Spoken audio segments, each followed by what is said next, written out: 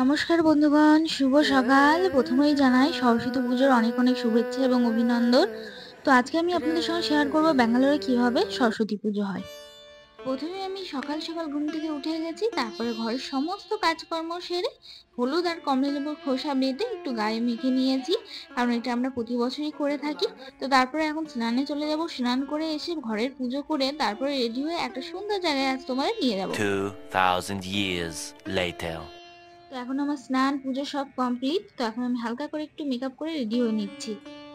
তো দেখো, একদম রেডি হয়ে গেছি। কেমন লাগছে আমাকে জানিও অবশ্যই। ওদিকে আমাদের অটো বুক করা হয়ে গেছে। এই দেখো, অটো চলে এসছে। এখন আমরা রওনা দিয়েছি একটা সুন্দর জায়গায় নিয়ে যাওয়ার জন্য তোমাদের।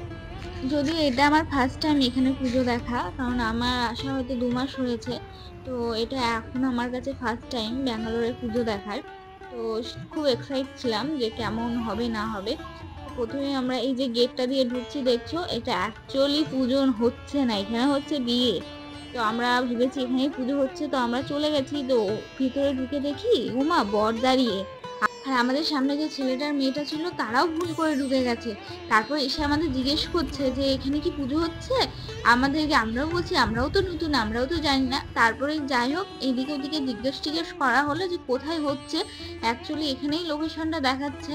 তো আমরা কনফিউজ হয়ে গেছিলাম যে কোথায় হচ্ছে। তারপরে পাশেই, একদম পাশেই হচ্ছে। তো এখানে তারপরে আমরা চলে এসেছি। দেখো এখানে কত লোক, সব বাঙালি। এখানে বাঙালি আসামি মিক্স করে আছে।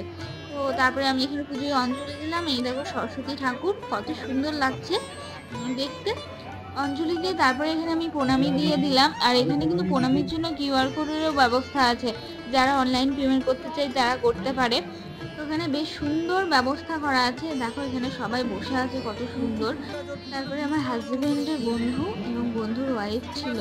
তো আমরা সবাই মিলে ভালোই গল্প গুজব করলাম। এই যে এটা হচ্ছে ওর বউ।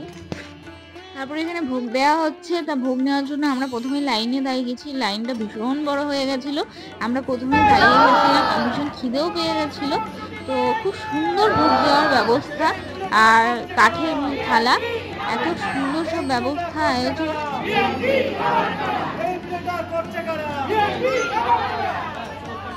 তো বিএনবি একটা সংস্থা, বিএনবি মানে হচ্ছে বেঙ্গল ইন ব্যাঙ্গালোর। তো সেটা একটা সংস্থা। তো যাই হোক, এখানে দেখো খাবার দিচ্ছে। তো ছিল খিচুড়ি, ছ্যাঁচড়া তরকারি, বেগুনি ভাজা, পায়েস, চাটনি। তো দারুণ ছিল খেতে, দারুণ। আর ভোগের মানে প্রসাদ কার না ভালো লাগে, আমার তো খুবই ভালো লাগে। তো যাই হোক, এ দেখো গণেশটাও সুন্দর ছিল। তারপরে বেরিয়ে এসে আমরা কয়েকটা ছবি টবি তুলে নিলাম। তো তারপর এখন আমরা বেরিয়ে যাব, বাড়ির দিকে রওনা দেবো, কারণ আমার বরের আবার অফিস আছে। তো কিছুক্ষণের জন্য ছুটি নিয়ে এসছে, প্রথম ধাপ জয়েন করবে না বলে, বাড়ি গিয়ে আবার অফিস জয়েন করবে।